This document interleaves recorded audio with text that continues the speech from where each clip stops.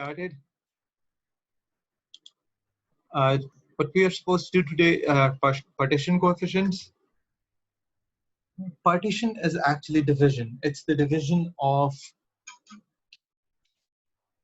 the solvent in the solute. Partition is a phenomenon that is mostly discussed for partition chromatography, but we are going to consider it for other kinds of its options.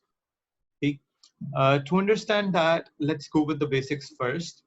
The principle of partition of a solute between two solvents. This principle actually talks about this simple experiment of solvent extraction in which a solute is actually divided between two solvents. होता क्या है कि अगर हम एक ही solute को लें और उसे डिस्कस करें दो solvents के दरमियान उसकी working, तो उसकी solubility दोनों solvents में एक जैसी नहीं होती. In which usually ऐसा होता है कि एक solvent में उसकी solubility ज़्यादा, जबकि दूसरे solvent में उसकी solubility कम होती है. So solute actually tries to divide itself. It divides itself into such a proportion that its solubility is actually for which solvent it's created. It tries to partition itself for a bigger value for solubility for that solvent. Okay? And the vice versa happens for the solvent in which it has less solubility. Suppose हमने solvent extraction discuss की हुई है iodine के लिए. हमने ये बात की हुई है कि आयोडीन ऑर्गेनिक सॉल्वेंट्स में बड़ा अच्छा डिसॉल्व हो जाता है, such as hexane, such as benzene, ऐसी चीजों में बड़ी इजीली डिसॉल्व हो जाता है. जबकि आयोडीन को अगर वाटर में डिसॉल्व करना हो तो in pure water it's not possible. What we do is that we mix up a little amount of potassium iodide salt और फिर आयोडीन इसमें डिसॉल्व होता है. फिर वो ऑर्गेनिक लेयर और एक्वस लेयर में सेपरेट हो जाया करता है. ठीक है. So what happens is that the solute tries to go for a partition. ठीक है. ऑर्गेनिक लेयर में ज्यादा डिसॉल्व होता है हेक्सेन वगैरह के अंदर, तो क्या होगा कि उसकी ज्यादा अमाउंट हेक्सेन में डिसॉल्व हो जाएगी. एक्वस लेयर में वो कम डिसॉल्व होता है तो उसकी कम अमाउंट एक्वस लेयर में चली जाएगी. ठीक है. That is simply partition. लेकिन पार्टीशन को हम बहुत अच्छी तरह से यहाँ परसीव करेंगे और सिर्फ एक सेपरेशन के लिए नहीं बल्कि और चीजों के लिए भी देखेंगे. ठीक. So continuing with the same line, the principle of partition of a solute is between two solvents helps us to understand more fully how the components in a mixture are separated in chromatography. Okay? Let us consider ammonia dissolved in two immiscible solvents. Now, immiscible word helps us here. आपको बताया था कि जब हम किसी gas या solid को liquid में डिसॉल्व करते हैं तो हम वर्ड यूज करते हैं soluble. डिसॉल्व ना हो सके वर्ड यूज करते हैं insoluble. लिक्विड को लिक्विड में डिसॉल्व करना वर्ड यूज करते हैं मिसेबल. डिसॉल्व ना हो सके वर्ड यूज करते हैं इमिसेबल. सो आप दो सॉल्वेंट्स को इमिसेबल कह रहे हैं आपस में. इसका मतलब है अमोनिया हमारे पास एक सोल्यूट है यहाँ पर, जो भी दो सॉल्वेंट्स हैं वो आपस में इमिसेबल हैं. And remember, two immiscible solvents do not dissolve in each other and always form two separate layers as written over here. So ammonia को दोनों में dissolve होने के लिए हमने बात करनी. A separating funnel is shaken with an organic solvent and an aqueous solution of ammonia. The ammonia is soluble in both solvents. So when the mixture is left to settle, a dynamic equilibrium actually establishes. At this point, take a look. Ammonia in organic solvent, ammonia in water, I mean aqueous solvent, and this is the separating funnel which is actually tapped to the bottom. ठीक है. उस tap को open close करके हम इसकी separation कर सकते हैं. अमोनिया जो कि सोल्यूट है डिसॉल्व करके दोनों सॉल्वेंट्स में, वाटर में भी और ऑर्गेनिक सॉल्वेंट में भी, एक डायनामिक इक्विलिब्रियम एस्टैब्लिश हो जाता है. What is this dynamic equilibrium about? Dynamic equilibrium is actually about ammonia molecules that are moving from the aqueous layer to the organic layer at the same rate as they are moving from the organic layer to the aqueous layer. इसका मतलब है ammonia दोनों layers के दरमियान move करता रहता है. कुछ अमाउंट अमोनिया की ऑर्गेनिक से एक्वस में जाएगी और कुछ अमाउंट एक्वस से ऑर्गेनिक में जाएगी. जिसके अंदर सॉलिबिलिटी ज्यादा है उसकी तरफ ज्यादा अमाउंट मूव करेगी, जिसके अंदर सॉलिबिलिटी कम है उसकी तरफ कम अमाउंट मूव करेगी. लेकिन movement at the same time दोनों की इक्वल होगी, making an equilibrium as this is a movement from both sides, hence it's a dynamic equilibrium. So we can calculate the value of equilibrium constant. हम इसे partition coefficient KPC कहेंगे, ठीक है? Partition coefficient is an equilibrium constant that relates the concentration of a solute that is partitioned in between two immiscible solvents, and that happens at a particular temperature. Let's go with a worked example in order to properly understand the calculation. 100 cubic centimeter of 0.1 mole per decimeter cube solution of ammonia in water at 20 degrees centigrade was shaken with 50 cubic centimeter of organic solvent and left in a separating funnel for equilibrium to be established. A 20 cubic centimeter portion of aqueous layer was run off and titrated against 0.2 mole per decimeter cube dilute hydrochloric acid. The endpoint was found to be 9.40 cubic centimeter of acid. What is the partition coefficient of ammonia between these solvents at 20 degrees centigrade?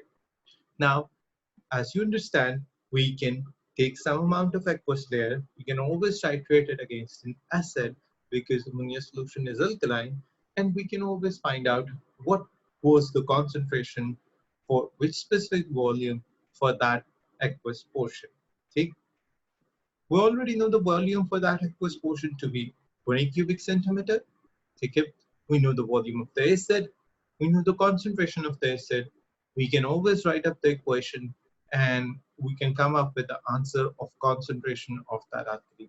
If we know the concentration of that alkali for that specific portion at that specific temperature, we can always come up with the partition coefficient. Let's see how we can do that. First of all, the alkaline ammonia solution is neutralized by dilute hydrochloric acid. So write that equation, balance the tap. Now 1 mole of ammonia reacts with 1 mole of hydrochloric acid, and in the titration we used this much moles of HCl. Okay?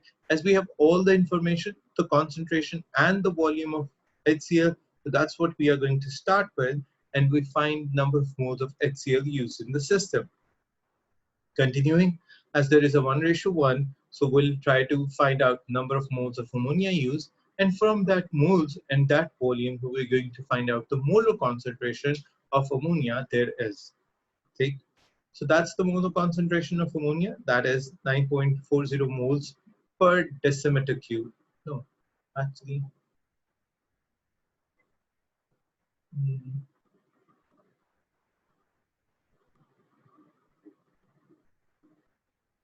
actually that's per centimeter cube.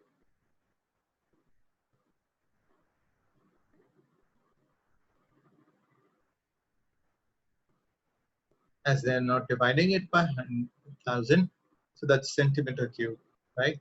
That's why they're not quoting it in decimeter cubes. Anyway, continuing, number of moles of ammonia in the organic layer must be equal to the initial number of moles of ammonia minus the amount left in the aqueous layer. So let's find out how many number of moles of ammonia were there in the start. And as the information was given in the very first line of the question, 0.1 mole per decimeter cube and 100 cubic centimeter, we can find out the number of moles. Those are initial number of moles. What were the final number of moles? We are going to subtract and we're going to find the answer difference, right? And that is 6 into 10 raised to the power minus 4 mole. Now, we need to change the number of moles of ammonia in each layer into concentrations, right? That is the number of moles in 1000 centimeter cube on 1 decimeter cube. Hence, I was saying it's being worked in centimeter cubes, not in decimeter cubes. So we need to convert that into decimeter cube into standard units in order to write those standard units for the equilibrium expression. Equilibrium expression partition coefficient का है, KPC का है. Equilibrium expression में हम कभी भी moles per decimeter cube के अलावा कोई और quantity या unit नहीं लिखते, तो हमें वो उसी तरह से substitute करने पड़ेंगे. तो concentration 100 cubic centimeter के हिसाब से हमें 1000 से divide करना पड़ेगा, उसका आंसर निकालना पड़ेगा. Concentration 50 cubic centimeter के हिसाब से हमें उसे भी 1000 से डिवाइड करना पड़ेगा, उसका भी आंसर निकालना पड़ेगा, और फिर वो ही वैल्यूज केपीसी के अंदर हम पुट अप करेंगे. केपीसी के अंदर ऊपर भी मोल पर डेसिमीटर क्यूब है और 1 है, नीचे भी मोल पर डेसिमीटर क्यूब है और 1 है. ऊपर हमारे पास ऑर्गेनिक सॉल्वेंट, नीचे एक्वस सॉल्वेंट है, तो हमने वैसे ही पुट किया और अपना केपीसी का आंसर निकाल लिया, which is 0.128. This value is less than 1, which shows that ammonia is more soluble in water than in organic solvent. If the value is less than 1, ठीक है, तो ये नीचे वाले में ज्यादा soluble है, ऊपर वाले में कम. जो भी KPC का expression लिखा है, KPC के expression में organic solvent numerator है और aqueous solution denominator है. अगर आंसर 1 से छोटा है तो डिनोमिनेटर वाले सॉल्वेंट के अंदर ज्यादा सॉल्युबल और न्यूमरेटर वाले के अंदर कम है. अगर आंसर 1 से बड़ा है तो न्यूमरेटर के अंदर ज्यादा सॉल्युबल और डिनोमिनेटर के अंदर कम होता है. तो बड़ा इजी सी बात है जिससे हमें अंदाजा होता है. चूंकि आंसर लेस देन 1 है, इसका मतलब है कि डिनोमिनेटर वाला जो सॉल्वेंट है ये उसके अंदर ज्यादा सॉल्युबल है. आंसर अगर ग्रेटर देन 1 होता तो ये न्यूमरेटर के अंदर ज्यादा सॉल्युबल होता. ऐसा केस भी हो सकता है, या आपके ज़हन में ये भी क्वेश्चन आ सकता है कि सर अगर आंसर 1 आ जाए, ये 0.99 या 1.01 जैसी ऐसी क्लोज वैल्यू आ जाए 1 के, तो क्या है? तो बेटा इस बात का ये मतलब है कि उस सॉल्वेंट की पार्टीशन या सॉल्युबिलिटी ऊपर वाले सॉल्वेंट और नीचे वाले न्यूमरेटर और डिनोमिनेटर में ऑलमोस्ट एक जैसी है, और ऐसा भी पॉसिबल है. ठीक है, इट्स वेरी मच पॉसिबल ऐसा हो. ठीक है, तो इस पे परेशान नहीं होना. जैसा आंसर है उसी तरह से हमारी डिस्कशन होगी. अब आंसर 1 से काफी छोटा आता है और डिनोमिनेटर के लिए क्लोजर है और न्यूमरेटर से फादर है, which means वाटर के अंदर अमोनिया काफी सॉल्वेंट है, ज्यादा सॉल्युबल है as compared to the solvent used in the numerator, जो organic solvent है हमारा. ठीक. In general, for solute X partition between two solvents, the equilibrium expression is given by X into solvent A and X into solvent B, जो भी तरतीब है. तो वो हमने अमोनिया इधर X है, solvent A इधर organic solvent है, नीचे का अमोनिया फिर वही X है, और aqueous solution हमारा solvent B या water हमारा solvent B था इस केस में. I hope that clarifies it. Paper chromatography के लिए हम इसका कॉन्सेप्ट बाकायदा डायग्राम से डिस्कस करेंगे, लेकिन उससे पहले क्वेश्चन हो तो जी रोमा पूछे बेटा.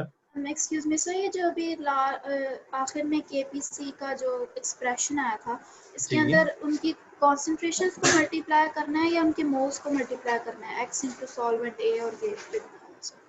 बेटा हमने इनकी कॉन्सेंट्रेशंस कंसीडर की हुई है, और आपने देखा होगा कॉन्सेंट्रेशंस हमने इनके कन्वेंशनल यूनिट मोल पर डेसीमीटर क्यूब में लेकर कंसीडर की है. तो मतलब हम सर फॉर एग्जांपल अगर x है तो हम उसकी कॉन्सेंट्रेशन को सॉल्वेंट A की कॉन्सेंट्रेशन से मल्टीप्लाई करेंगे एंड देन उसको डिवाइड कर देंगे क्या, ये x और कॉन्सेंट्रेशन ऑफ सॉल्वेंट B से? हाँ जी, और हम कॉन्सेंट्रेशन को मोल पर डेसीमीटर क्यूब के प्रॉपर यूनिट्स में रखेंगे. याद रखिएगा सिर्फ केपीसी के लिए बात नहीं हो रही बेटा. हम जब भी इक्विलिब्रियम एक्सप्रेशन बनाते हैं, ज्यादातर इस तरह के इक्विलिब्रिया के लिए हम कॉन्सेंट्रेशन को मोल पर डेसीमीटर क्यूब के यूनिट्स में ही रखते हैं. ठीक. यहाँ पर चूंकि हमारे पास दो सॉल्वेंट्स के दरमियान है, तो हम एक सिंपल रेशियो कंसीडर करते हैं. एक सल्यूट पहले सॉल्वेंट में, हमने सॉल्वेंट ए कहा, हमने न्यूमरेटर रखा, वही सल्यूट. रिमेंबर एक्स चेंज नहीं हो सकता, आप ये नहीं कर सकते कि सल्यूट चेंज करें. एक ही सॉल्यूशन की पार्टीशन देखनी है, सॉल्वेंट्स डिफरेंट होंगे, लिहाजा वही सल्यूट सॉल्वेंट बी में भी डिस्कस हो जाता है. I hope that sir x और x कैंसिल नहीं हो जाएंगे आपस में? नहीं बेटा, आप ये नहीं समझ रहे हैं कि ये एक मैथमेटिकल स्टेटमेंट है. नहीं बेटा, ये बात हो रही है कि x की कॉन्सेंट्रेशन सॉल्वेंट ए में कितनी है, हम कॉन्सेंट्रेशन वैल्यू पुट कर रहे हैं उसकी, यानी x का सॉल्यूशन बना हुआ है. देखिए बेटा, हम जानते हैं कि x की कुछ अमाउंट एक्वस में भी डिसॉल्व होगी. हम ये भी जानते हैं कि x की कुछ ना कुछ अमाउंट जो है ना ऑर्गेनिक में भी डिसॉल्व होगी. और हम पहले ये बात डिस्कस कर चुके हैं कि इनसॉल्युबिलिटी का कॉन्सेप्ट कुछ नहीं है, या इट्स वेरी लेस सॉल्युबल या इट्स मोर सॉल्युबल. ठीक है, और चाहे वेरी लेस सॉल्युबल हो चाहे मोर सॉल्युबल हो, ऐसे दो इनविजिबल सॉल्यूशंस अगर एक दूसरे के सामने आते हैं तो हमारे पास एक पार्टीशनिंग हो रही होती है, बेसिकली एक सॉल्यूट की दोनों सॉल्यूशंस के दरमियान. और उस पार्टीशनिंग में मूवमेंट होती है मॉलिक्यूल्स की एक सॉल्वेंट से दूसरे सॉल्वेंट में, और या दूसरे से पहले में. अगर ऐसी कोई मूवमेंट होगी तो इक्विलिब्रियम भी एस्टैब्लिश होगा. इक्विलिब्रियम अगर डायनामिक होगा तो हम इक्विलिब्रियम कांस्टेंट का एक्सप्रेशन लिख सकते हैं, और ये वो एक्सप्रेशन है जो कि आपके इमेजिनेटिव कॉन्सेप्ट में ये होना चाहिए कि सॉल्यूट ऊपर वाले सॉल्वेंट में भी वो जा सकता है, नीचे में भी डिसॉल्व हो सकता है, और उसके पार्टिकल्स आपस में मूव करते हैं from upper layer to bottom layer and from bottom layer to top layer, and hence a dynamic equilibrium is established. उसी इक्विलिब्रियम का इक्विलिब्रियम एक्सप्रेशन एक कांस्टेंट के लिए लिख रहे हैं, जिसकी वजह से x और x की कोई मल्टीप्लाइंग फैक्टर्स नहीं है, इस बात का मतलब है कि x की कॉन्सेंट्रेशन सॉल्वेंट A के अंदर, वो कॉन्सेंट्रेशन यूनिट सिंपली मोल पर डेसिमीटर क्यूब में एक नंबर होगा, ठीक है ना। और इसी तरह से x की कॉन्सेंट्रेशन सॉल्वेंट B के अंदर, ठीक। It's not a mathematical expression. In fact, it's a depiction. और डिपिक्शन में कैंसिलेशन नहीं होती बेटा, ठीक। जी sir. Okay, good. Any more questions? Sir Okay, continue करते हैं फिर। हमारे पास एक बड़ी अच्छी डायग्राम शो की हुई है क्रोमेटोग्राफी के लिए। पेपर क्रोमेटोग्राफी एक पार्टीशन क्रोमेटोग्राफी की टाइप है। डिफरेंट पार्टीशन कोएफिशिएंट्स होते हैं डिफरेंट कंपोनेंट्स के मिक्सचर में जो रिस्पॉन्ड करते हैं रिलेटिव सॉल्युबिलिटीज के हिसाब से टू सॉल्वेंट्स की, ठीक है। दो सॉल्वेंट किस तरह से, इसे ध्यान से समझ लें। आपको पता होगा क्रोमेटोग्राफी में हमारे पास दो फेजेस होती थी, एक को स्टेशनरी फेज और एक को मोबाइल फेज कहते थे। स्टेशनरी फेज यूजुअली वो सॉल्वेंट होता था जो हम सिस्टम के अंदर खुद से पुट करते थे। It can be a single solvent, it can be a mixture of solvents, ये दोनों तरह से हो सकते हैं, इसमें फर्क नहीं पड़ता, ठीक। और इसी तरह से हमारे पास एक सॉल्वेंट पहले से उस लेयर के अंदर स्टेशनरी फॉर्म में मौजूद होता था। चूंकि हम पेपर इस्तेमाल कर रहे थे और पेपर के अंदर हम जानते हैं कि वाटर होता है, ट्रैप्ड वाटर पार्टिकल्स होते हैं, तो हम उसे स्टेशनरी लेयर कह देते थे। यानी एक उसमें से वाटर हो जाएगा पेपर क्रोमेटोग्राफी में, और एक कोई भी सॉल्वेंट जो हमने यूज किया है। हम सॉल्वेंट में वाटर भी यूज करते थे, हम उसमें अल्कोहल भी यूज करते थे, हम उसमें मेथनॉल्स या एसिड्स का भी मिक्सचर इस्तेमाल करते थे। हमने काफी सारे सॉल्वेंट्स उस पर्पस के लिए डिस्कस या यूज किए हुए हैं। तो बेसिकली एक सॉल्वेंट है, जो सॉल्वेंट में हमारे पास इंक पार्टिकल्स भी होते हैं। इंक्स के साथ बच्चों ने जरूर क्रोमेटोग्राफी स्कूल या कॉलेज लेवल में की होती है, तो ये चीज पता होती है। तो इंक के पार्टिकल्स यानी डाइस की रिलेटिव कॉन्सेंट्रेशन देखनी है उस सॉल्वेंट में जो आपने, या सॉल्वेंट मिक्सचर में जो आपने खुद से चूज किया है, as compared to the water particles that are trapped in the paper. Hence we call paper chromatography a partition chromatography. अब वो जो डाइस होती हैं उनकी सॉलिबिलिटीज, लेट्स सपोज हमारा सॉल्वेंट कोई अल्कोहल है उसके अंदर या वाटर के अंदर डिफरेंट होगी। इस वर्क एग्जांपल के हिसाब से रिलेटिव सॉलिबिलिटी देखी जाएगी। हमने जो वर्क एग्जांपल की थी उसमें रिलेटिव सॉलिबिलिटी अमोनिया की वाटर में थी और वो ग्रेटर थी ऑर्गेनिक सॉल्वेंट के निस्बत। पेपर क्रोमेटोग्राफी में मोबाइल फेज वो सॉल्वेंट होता है जो हमने चूज किया होता है, और स्टेशनरी फेज या अदर सॉल्वेंट वो सॉल्वेंट होता है जो वाटर पार्टिकल्स ट्रैप्ड होते हैं पेपर स्ट्रक्चर में। ये स्टेशनरी फेज है। एब्सोल्यूट मॉलिक्यूल्स अपने आप को पार्टीशन करते हैं। कुछ मॉलिक्यूल्स जो होते हैं उस स्टेशनरी फेज के अंदर डिसॉल्व हो जाते हैं, और कुछ मॉलिक्यूल्स जो होते हैं वो उस मोबाइल फेज के अंदर डिसॉल्व होते हैं, और इनके दरमियान भी एक डायनामिक इक्विलिब्रियम होता है। और से देखिए, आपके पास एक सॉलिड सपोर्ट है जिसे हमने ग्रीन कलर से शो किया हुआ है। उस सॉलिड सपोर्ट के अंदर जितने ट्रैप्ड वाटर मॉलिक्यूल्स हैं उसे हमने एक ब्लू लाइन से शो किया हुआ है, और इसके ऊपर कोई ना कोई हमारे पास एक मोबाइल फेस भी होगी जो मूव करेगी। उसे अब इस वक्त किसी कलर से शो नहीं किया हुआ, वो व्हाइट ही नजर आ रही है। जो सोल्यूट के मॉलिक्यूल्स होंगे वो स्टेशनरी लिक्विड फेस यानी कि ब्लू कलर की फेस के अंदर भी एब्जॉर्ब होंगे, और वो उससे ऊपर मौजूद मोबाइल फेस के अंदर भी होंगे जिसे इस वक्त व्हाइट कलर से शो किया हुआ है। यहाँ से ब्लू फेस से कोई पार्टिकल व्हाइट में या व्हाइट से ब्लू में मूव कर सकता है, और अगर ये इस तरह से मूव करेंगे तो ये भी पार्टीशनिंग के अंदर एक डायनामिक इक्विलिब्रियम एस्टैब्लिश करेगा, वंस अगेन जिसके लिए केपीसी की वैल्यू हम फाइंड आउट कर सकते हैं। तो ये जो पार्टीशन क्रोमेटोग्राफी है और मोबाइल फेज मूव करती है स्टेशनरी लिक्विड फेज के अंदर सोल्यूट पार्टिकल्स को कैरी करके, फिल्टर पेपर सॉलिड सपोर्ट है पेपर क्रोमेटोग्राफी की, जैसा कि इस डायग्राम में शो किया हुआ है, और इनकी फेजेस उसी तरह की होंगी स्टेशनरी या मोबाइल जैसी हमने डिस्कस की हैं। सो ऑफ कोर्स इसमें भी डायनामिक इक्विलिब्रियम होता है। नेक्स्ट पैराग्राफ पे आते हैं। सोल्यूट्स मिक्सचर के अंदर सेपरेट पूरे होते हैं, वो पार्टीशन करते हैं अपने आप को डिफरेंट एक्सटेंट्स के हिसाब से दोनों सॉल्वेंट्स में। इसमें मोबाइल भी आता है, इसमें स्टेशनरी भी आता है। ग्रेटर रिलेटिव सॉल्युबिलिटी इसकी मोबाइल फेज में होगी तो वो फास्टर मूव कर जाएगा इस सिस्टम के ऊपर से। अगर वो मोबाइल फेज में ज्यादा सॉल्युबल है तो मोबाइल फेज तो इस सिस्टम के अंदर से बड़ी स्पीड से गुजर जाएगी क्योंकि उसने ऊपर से ट्रैवल करना है। और अगर उसकी सॉल्युबिलिटी स्टेशनरी फेज में ज्यादा है तो वो पार्टिकल स्टेशनरी फेज के अंदर डिसॉल्व होना शुरू हो जाएंगे। स्टेशनरी फेज चूंकि मूव नहीं करती इसलिए पार्टिकल का पेपर के एक एंड से लेकर दूसरे एंड तक जाना बहुत स्लो होता है। आपने देखा था कि कलर्स जो होते हैं वो क्रोमेटोग्राफिक पेपर के ऊपर डिफरेंट स्पॉट्स पे जाके स्टॉप हो जाते हैं। ये किया हुआ अपने एक्सपेरिमेंट हाथ से, पता है ना कि इस तरह से इंक्स जो होती हैं डिफरेंट पॉइंट्स पे पेपर के जाके रुक जाती हैं, ये पता है या देखा हुआ खुद करके? जी एसकेपीएंस का तो सर। मुझे पता है, इनको तो मैंने कराया हुआ है। ये बात इस वक्त पूछी जा रही है रोमा से और आयशा से। बेटा आपकी क्या कंडीशन है, क्या आपने कभी इंक्स वाली या कोई और क्रोमेटोग्राफी खुद अपने हाथ से की है? जी सर, की है ओ लेवल्स में। अगर की है तो आपको ये अंदाजा होगा कि डिफरेंट इंक्स डिफरेंट पॉइंट्स पे जाके रुक जाती है। कोई इंक सबसे जी पहले सर। रुक जाती है, कोई इंक उसके बाद सेंटर ऑफ द पेपर होती है, कोई ऐसी इंक भी होती है जो पेपर के फार एंड तक ट्रैवल करती है। ठीक, अब इससे आप क्या मतलब लेंगे? इससे आप ये मतलब लेंगे कि जो जितना दूर जाती है, ठीक है, राइट अली, जो जितना दूर जाती है वो उतनी ज्यादा मोबाइल फेज में सॉलेबल है, और जो जितना शुरू में रुक जाती है वो उतना ज्यादा स्टेशनरी फेज में सॉलेबल है। क्यों?